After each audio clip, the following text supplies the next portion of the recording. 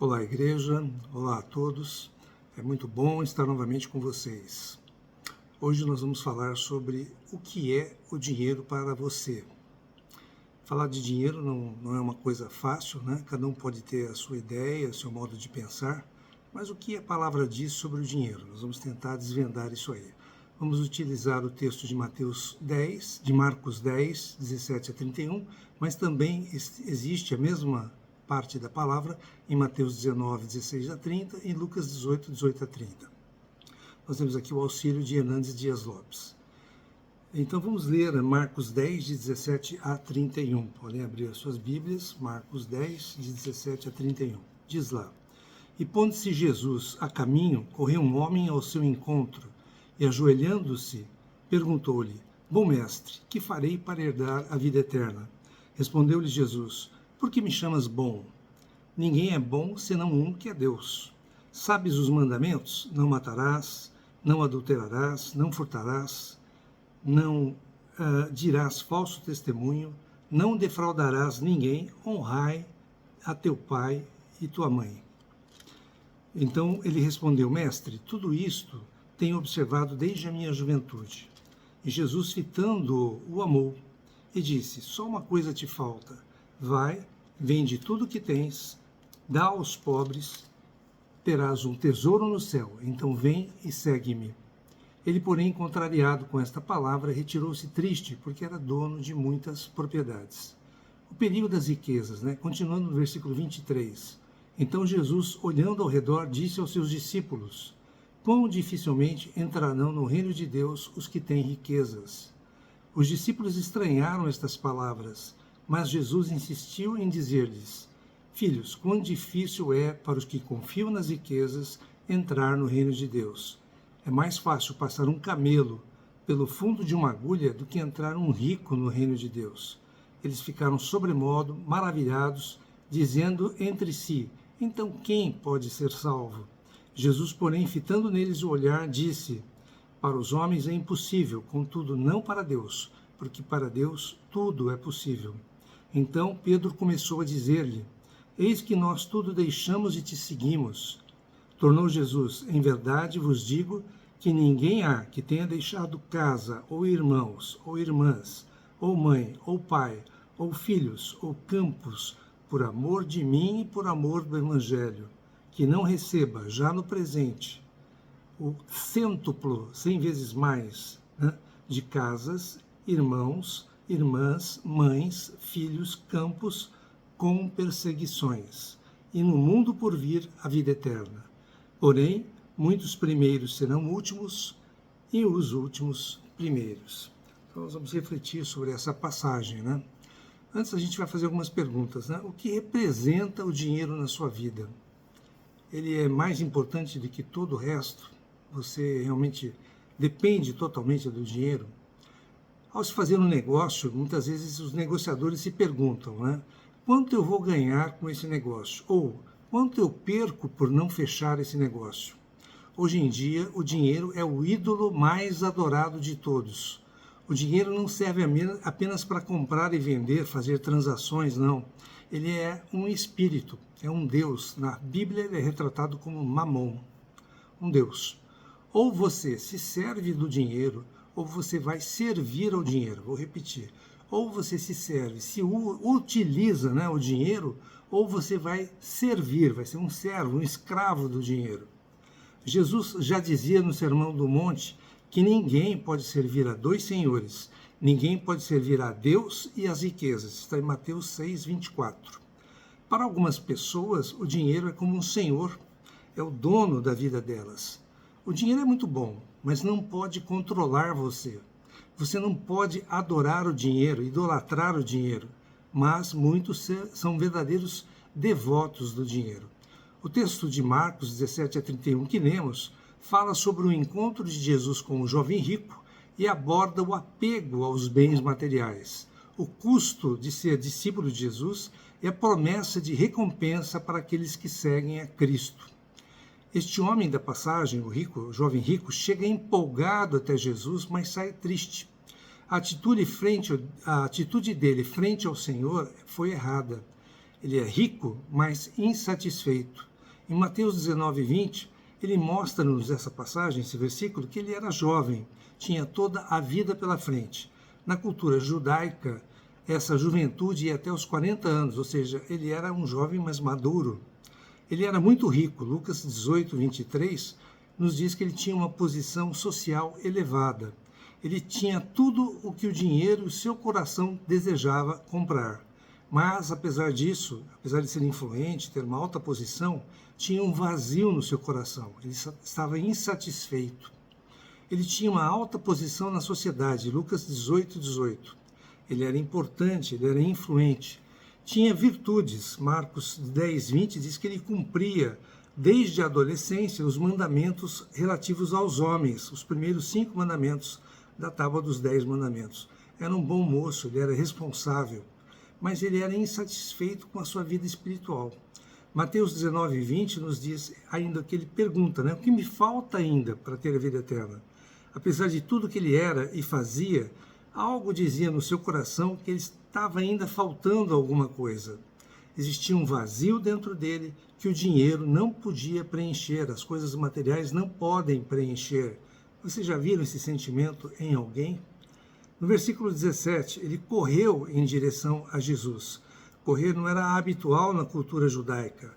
Para as pessoas de projeção, de uma classe mais elevada, era desonroso para a pessoa correr em público, com uma exceção, quando o pai corre em direção ao filho pródigo, quando o filho volta para o pai, ele quebrou um protocolo. Ver o pai correndo em direção, ver o rico correndo em direção ao Senhor, a Jesus, diz que ele tinha pressa. Ele se pôs de joelhos em reverência e pergunta, bom mestre, que farei para herdar a vida eterna? Ele não pergunta nada relacionado ao trabalho, ao dinheiro, mas pergunta com relação a herdar a vida eterna. O vazio que a sua alma possuía não podia ser preenchido por mais nada, com coisas materiais. Ele quer a vida eterna, ele reconhece em Jesus alguém que pode mostrar o caminho para ter a vida eterna. A salvação ela não é ganha por méritos próprios ou pelas coisas que podemos fazer para Deus. Nós somos salvos pela ação de Deus em nós. Ele procurou a pessoa certa. Ele vai a Jesus e não a um líder religioso. Ele sabe que só Jesus pode dar a vida eterna para ele.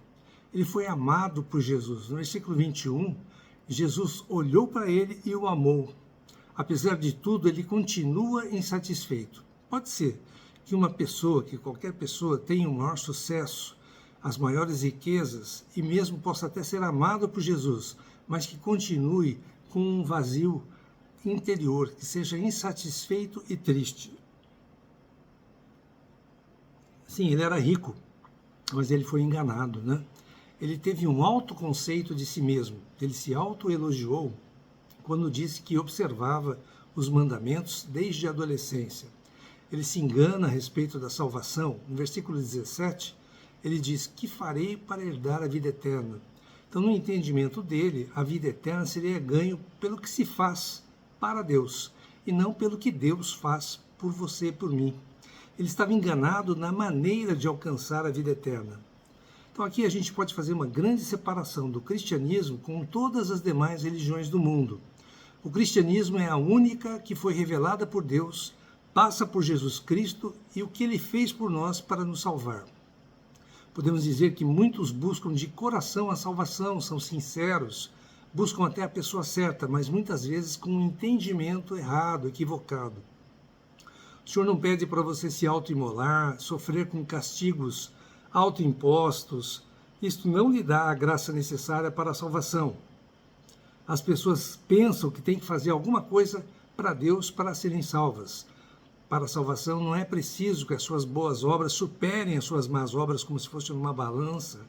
A salvação é obra de Deus, exclusiva de Deus, pela graça. Mesmo assim, ele pergunta, o que eu farei para herdar a vida eterna? Muitas vezes, como jovem rico, achamos que cumprir regras externas nos garante uma boa relação com Deus. Entretanto, Jesus quer que entreguemos não apenas as nossas ações, nossas atitudes, mas também os nossos corações. Ele se enganou com relação a si mesmo. Sou uma pessoa boa, sou uma pessoa virtuosa, cumpridor da lei, sou tão bom que não preciso de mais nada para ser salvo. Talvez ele tenha pensado dessa maneira. O pecado não é uma questão de desobediência a princípios externos da lei, mas sim atitudes internas do coração. Eu sou bom em tudo, sou merecedor pelo que eu sou. Paulo pensou assim quando ele era fariseu, a seita mais restrita e exigente, né, dos judeus. Ele era irrepreensível na lei, até que ele escreve em Romanos 7, e lá está: não cobiçarás, o 10º mandamento. Em Romanos 7,19, Paulo escreve: porque não faço o bem que prefiro, mas o mal que não quero, esse faço. Ou seja, ele percebeu quanto ele era pecador, como cada um de nós. Tiago 1, 14 e 15 nos fala: ao contrário, cada um é tentado pela sua cobiça. Quando essa cobiça o atrai e seduz, então a cobiça, depois de haver concebido, dá à luz o pecado. E o pecado, uma vez consumado, gera morte. Então cada um é tentado pela sua cobiça, que o atrai e seduz. Daí a cobiça concebe, dá à luz o pecado, e o pecado, uma vez consumado, gera morte. Então, aos olhos dos homens, nós só podemos ser julgados pelos 9 primeiros mandamentos. O 10º, não cobiçarás as coisas do seu próximo, é Deus quem julga. Por quê? Porque ele vê o nosso interior, ele vê o nosso coração. Nós não podemos ver o coração das pessoas, mas Deus vê o nosso coração, Deus vê as nossas intenções, vê a nossa motivação.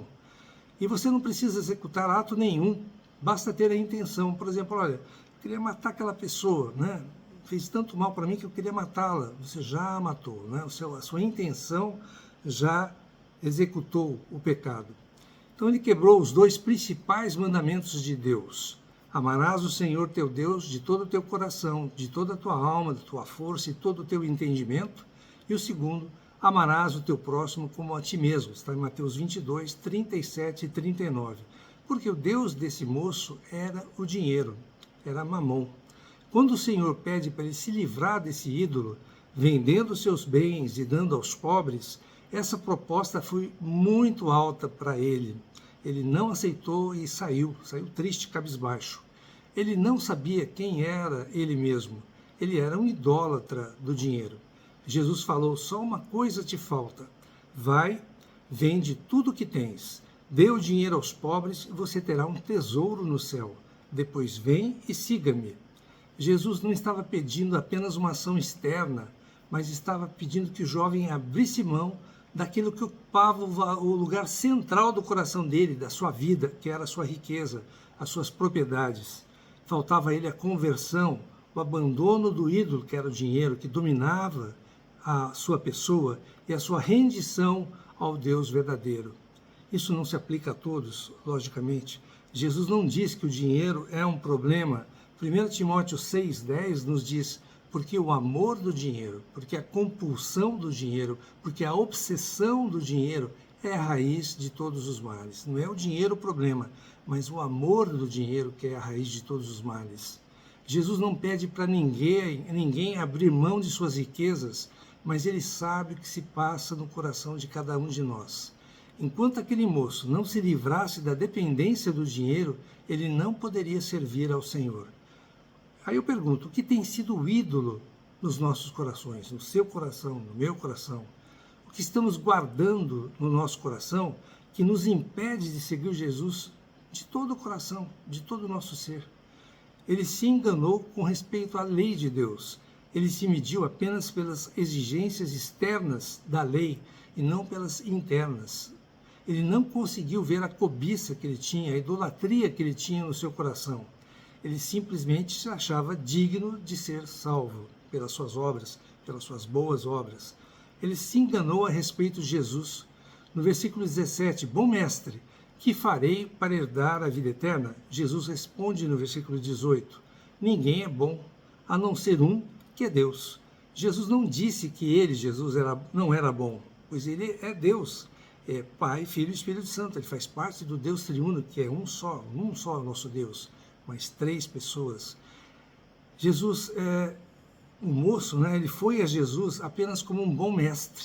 Ele não percebeu que estava diante do próprio Deus. Jesus fala desse modo para acentuar que ele, Jesus, era o próprio Deus. tanto que o moço não obedece ao que Jesus pediu para ele fazer e vai embora. Vamos citar um exemplo prático, né? Você está dirigindo um carro em alta velocidade, acima da velocidade permitida, e você vê um guarda. O que você faz? O que nós fazemos? Nós reduzimos a velocidade até passar pelo guarda. Quem não faz isso, né? Não porque você acredita que dirigir na velocidade correta seja o que se tem que fazer, mas por uma obediência externa ao guarda, externa, não interior. Se ele não estivesse lá, você não se importaria com o limite de velocidade, ou seja, o seu interior não estava respeitando a velocidade. Tantas pessoas adoram a Deus, mas não de uma forma incondicional, absoluta. Ele se enganou a respeito da verdadeira riqueza. No versículo 22, ele diz, o versículo, diante disso ele ficou abatido, contrariado, e afastou-se triste porque tinha muitas riquezas. Jesus ordena no versículo 21, vai, vende, vem e siga-me. Jesus mostra onde está o problema, as riquezas, dá a solução, vende, mas o moço fica contrariado e vai embora, porque ele era dono de muitas propriedades e não conseguia se desapegar dos seus bens. Ele deixou a riqueza eterna pelas riquezas temporárias, pelas riquezas terrenas que ele tinha. No enterro, por exemplo, você já chegou a ver um carro forte no enterro de uma pessoa para levar as suas posses junto com ele? Não dá, você não vai levar nada do que você tem aqui em vida, a não ser a sua alma, e a sua alma transformada ou não. Jesus ordena no versículo 21, Jesus fala nos versículos 23 a 25, porque ele era rico, mas estava perdido. Os que confiam nas riquezas não podem confiar em Deus. E diz lá, 23 a 25, como é difícil aos ricos entrar no reino de Deus. Os discípulos ficaram admirados, mas Jesus repetiu, filhos, como é difícil entrar no reino de Deus. É mais fácil passar um camelo pelo fundo de uma agulha do que um rico entrar no reino de Deus. Talvez você tenha a mesma dificuldade de compreender essa passagem que os discípulos tiveram ali, né? Por quê? Porque a riqueza é uma bênção de Deus. Nós temos exemplos de homens ricos na Bíblia que andaram com Deus. Jó, Abraão, Jacó, José, Davi, Salomão. Ser rico não é pecado. O problema é você confiar, né? Deixar o seu coração nas riquezas. Estes que confiam na riqueza têm muita dificuldade em confiar em Deus. Como estão agarrados ao dinheiro, dificilmente vão entrar no reino de Deus. É a parábola do rico insensato, em Lucas 12, 13 a 21, que fala sobre a avareza, do dicionário, o apego sórdido ao dinheiro. Isso é avareza. Lá diz que a vida de um homem não consiste na abundância dos bens que ele possui. Lucas 12, 15. Os campos desse rico, né, desse rico insensato, produziram bens em abundância, tanto que ele não tinha onde guardar. Ele constrói mais celeiros e descansa do seu trabalho. No versículo 20, porém, diz Deus, louco, esta noite te pedirão a tua alma. E o que tens preparado, para quem vai ser? Para quem será? No 21, o que entesoura para si mesmo, não é rico para com Deus. Mateus 6, de 19 a 21 nos fala, não acumuleis tesouros sobre a terra, mas ajuntai tesouros no céu, onde traça nem ferrugem corrói, e onde ladrões não escavam nem roubam, porque onde está o teu tesouro, aí estará o teu coração. Onde está o teu tesouro, onde você dá mais valor, aí estará o teu coração. As pessoas muitas vezes só pensam no prazer das coisas que o dinheiro pode comprar, mas não pensam no destino da sua alma. Por que Jesus usou a figura do camelo? Né? Porque o camelo naquela região, na Palestina, era o maior animal que existia. E o buraco da agulha é o menor orifício. Então Jesus queria realmente mostrar a impossibilidade daquilo acontecer. Era impossível um camelo passar pelo buraco de uma agulha. Jesus esclarece que as riquezas podem se tornar uma armadilha para você, um obstáculo para quem deseja entrar no reino de Deus. Os discípulos ficaram chocados, perplexos, e daí vem os versículos 26 e 27. Nesse caso, eles perguntam, quem pode ser salvo? Jesus olhou para eles e respondeu, Para o homem é impossível passar um cabelo pelo buraco de uma agulha, mas para Deus não. Todas as coisas são possíveis para Deus, até mesmo um camelo passar por um buraco de agulha. A salvação de qualquer um de nós parecia impossível ou não. Nós estávamos destinados ao lago de fogo e, de uma maneira quase que impossível, fomos salvos pelo Senhor.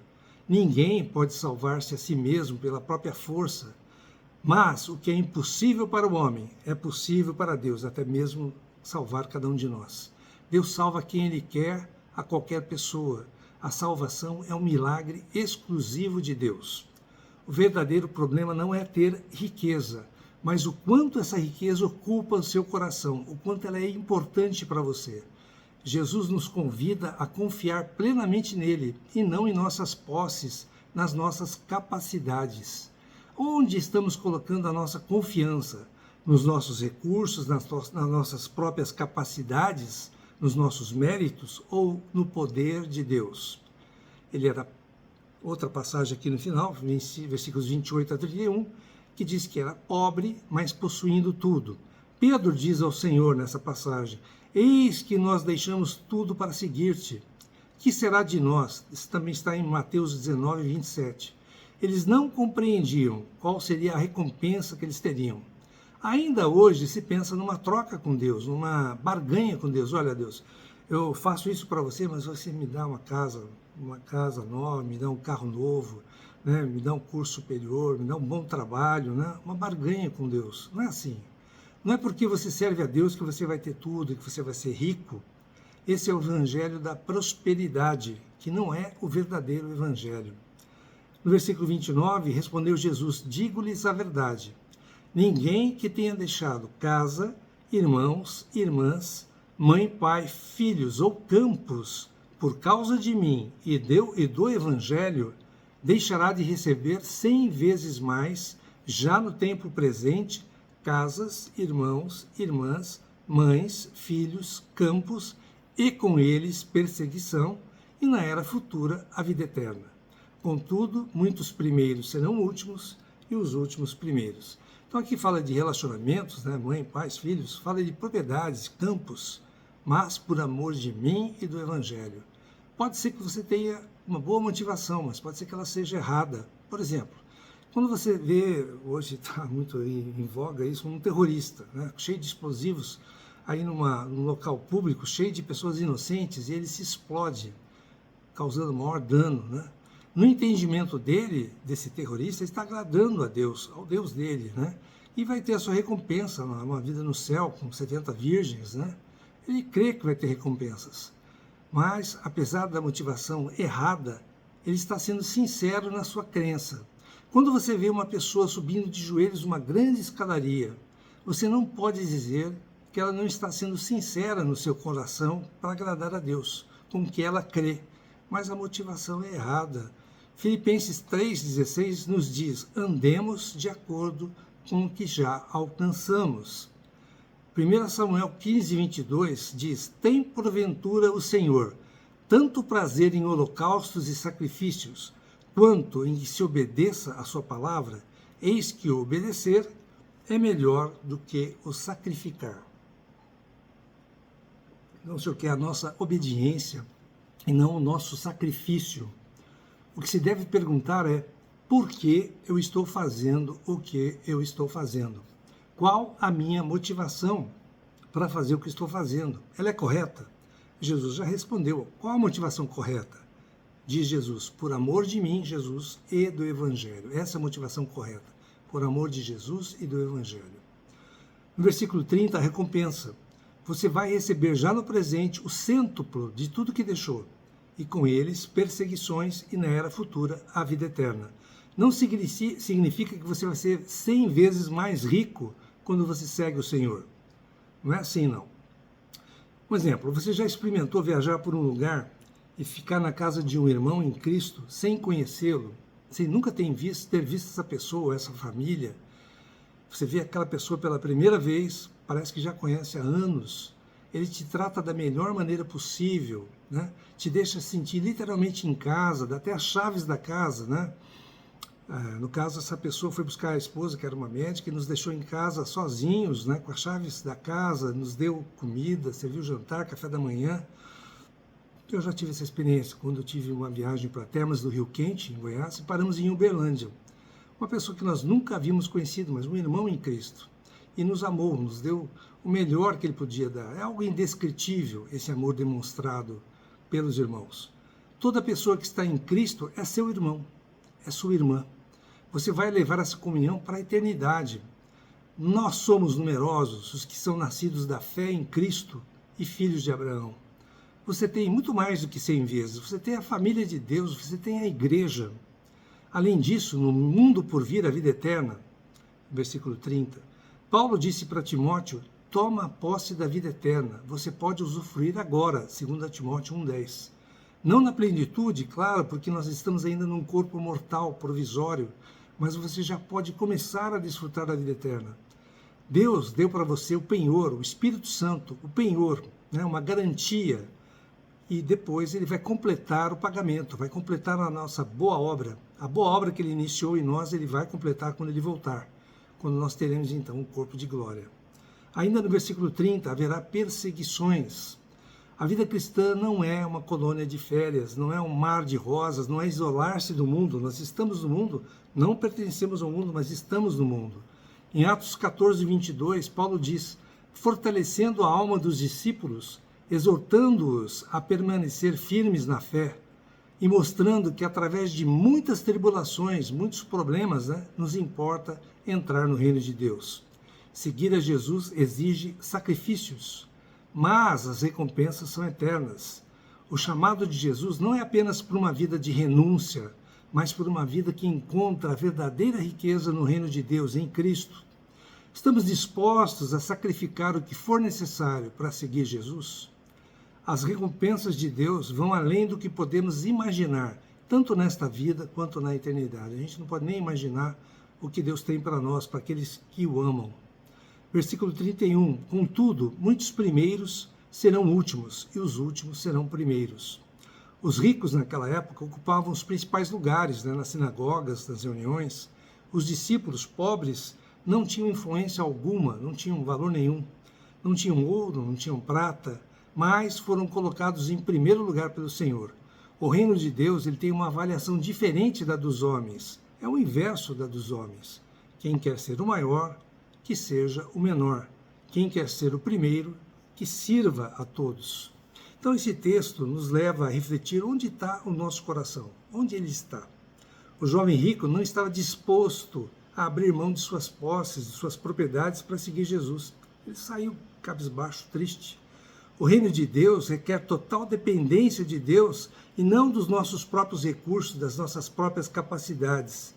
A verdadeira vida eterna, a verdadeira riqueza está em seguir a Cristo com o coração livre de qualquer apego, de qualquer amarra que nos deixa aqui presos nesse mundo.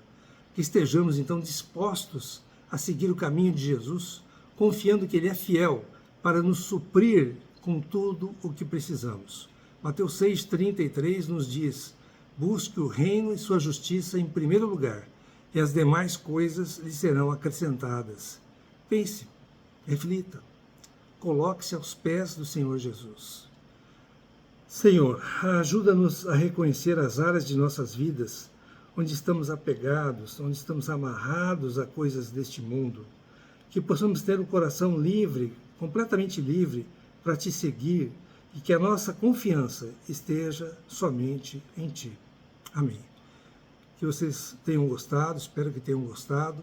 Aqui está escrito inscrever-se para aquele que ainda não se inscreveu no canal. Se você gostou, dê o seu like. Isso permite que a mensagem seja difundida para mais pessoas. Lembrando que essa mensagem fez parte do nosso estudo dos 4 evangelhos da ICEL, da Igreja Cristã em Londrina, e ela tem um canal no YouTube e no Facebook. Que a nossa semana, que esses próximos dias sejam de reflexão, para a gente, pelo menos, perguntar para nós mesmos, onde está o nosso coração?